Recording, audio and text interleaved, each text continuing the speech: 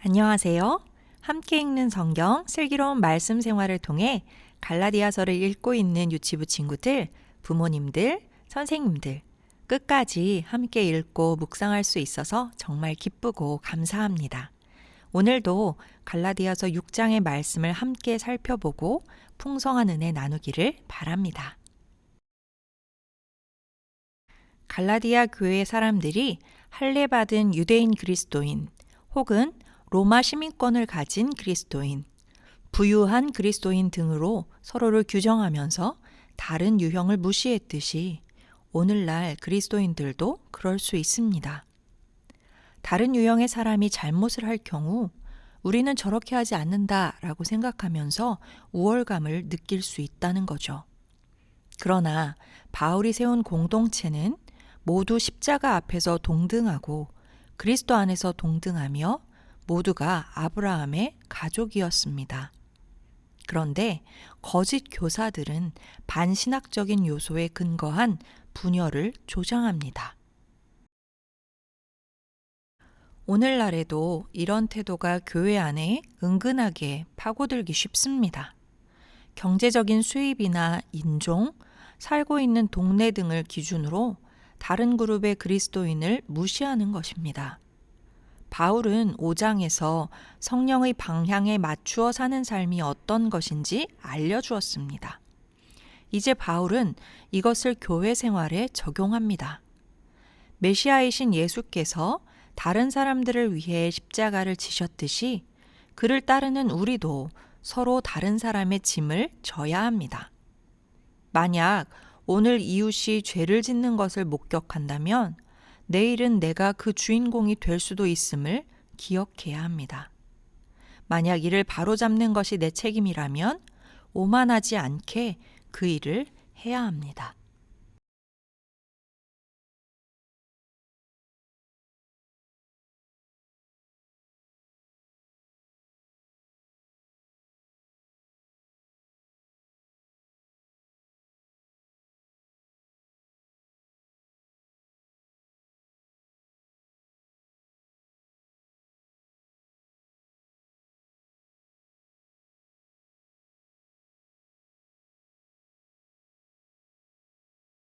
여기서 바로잡고로 번역된 헬라어 단어 카타르티조는 어긋난 뼈를 맞출 때 쓰던 말입니다.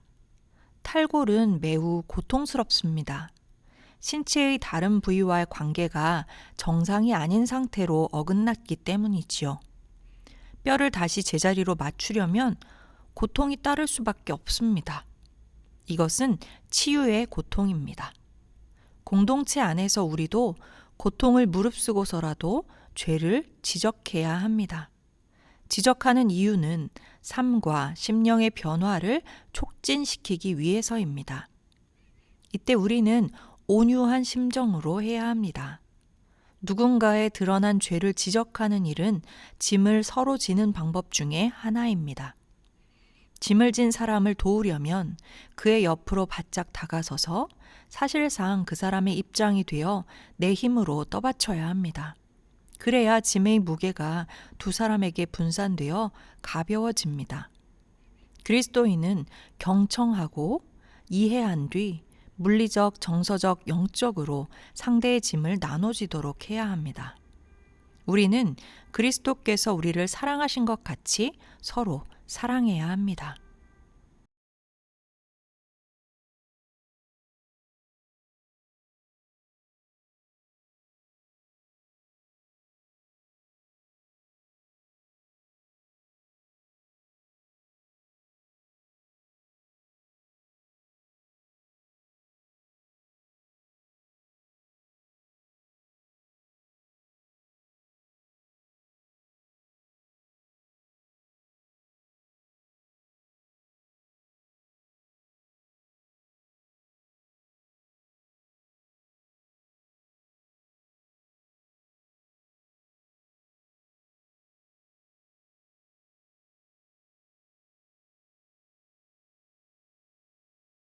또한 각각 자기의 짐을 져야 합니다. 하나님께서 주신 재능과 시련 등에 대한 자신의 반응을 평가해야 한다는 의미입니다. 하나님은 모두에게 각기 다른 짐을 주셔서 그 짐으로 그분을 섬기게 하셨습니다. 내가 할 일은 나의 짐을 하나님을 기쁘시게 하는 방식으로 지는 것입니다. 복음은 우리의 자아상과 인간관계에 영향을 미칩니다. 복음은 남과의 비교에 기초하지 않은 전혀 새로운 자아상을 낳습니다. 복음에 근거하지 않으면 우월감이나 열등감에 빠지거나 둘 사이를 왔다 갔다 하게 됩니다. 오직 은혜로 구원받은 죄인임을 깨닫게 하기에 복음은 우리를 겸손하게 합니다. 또한 하나님께 사랑받고 존중받는 존재이기에 복음은 우리를 담대하게 합니다. 복음만이 우리를 자만과 자학에서 건져내고 담대함과 겸손함을 갖게 만듭니다. 6절의 가르침을 받는 자는 카테쿠메노스, 교리문답을 받는 사람을 의미합니다. 바울은 그리스도를 믿은 새신자라면 누구나 제자도의 기본 교육을 받는 것을 전제하였습니다. 그리고 그들에게 가르치는 자와 모든 좋은 것을 함께 하라고 말합니다. 여기서 함께 하라는 나누다, 교제하다 라는 의미입니다. 모든 좋은 것은 재정 지원의 의미를 담고 있습니다. 교사가 하나님께 받은 영적 은사를 제자에게 나누어 주듯이 제자도 하나님께 받은 재정적 은사를 교사에게 나누어 주는 것입니다. 이는 하나님의 은사를 서로 나누는 풍성한 교제입니다. 그리고 누구도 반박할 수 없는 말씀이 7절에 나옵니다. 사람이 무엇으로 심든지 그대로 거두리라. 사과씨를 심으면 아무리 포도를 거두고 싶어도 포도는 나오지 않습니다. 그리고 씨가 땅속에 묻히고 나서 한동안 아무런 변화가 없는 것 같습니다. 그러나 결국 싹이 나옵니다. 파종이 부실하면 수확도 부실할 수밖에 없죠. 파종과 수확의 은유는 영적, 도덕적 결과가 자연적이고 유기적인 과정이라는 것을 보여줍니다. 육체를 위하여 심는다는 건 죄성을 따라 스스로 구주와 주가 되어 자신의 삶을 통제하는 태도입니다. 은혜의 복음을 거부하며 스스로 의를 얻어내려고 하는 것이죠. 반대로 성령을 위하여 심으려면 감사와 기쁨으로 하나님께 순종하면 됩니다. 여기서 감사와 기쁨은 내가 하나님의 자녀라는 것을 아는 데서 비롯됩니다. 그리고 선을 행하되 낙심하지 말아야 합니다. 파종에서 수확까지는 언제나 시간이 걸리기 때문입니다. 마지막으로 바울은 그리스도인에게 율법과 할례를 강요하는 것은 핵심을 놓치는 위태로운 모험이라며 결론을 맺습니다. 정말 중요한 것은 하나님의 새로운 창조로 이들은 다민족으로 이루어진 메시아의 새로운 가족, 예수님을 믿는 믿음으로 가득하며 성령의 능력으로 하나님과 이웃을 사랑하는 법을 배우는 사람들입니다. 바울은 진정한 그리스도인은 겉으로 계율을 지키는 것이 아니라 내면의 변화라는 걸 강조합니다. 거짓 교사들은 주로 외면과 행위, 그러니까 할례와 의식법을 중시합니다. 마음과 동기, 성품 등 내적인 변화에는 그닥 관심이 없습니다. 그러나 복음은 안과 밖을 모두 변화시킵니다. 심령이 새로워지고 새 동기와 행실로 이어지는 것입니다. 거짓 교사들은 육체를 자랑하지만 복음을 제대로 알면 오직 십자가 외에는 자랑할 것이 없습니다.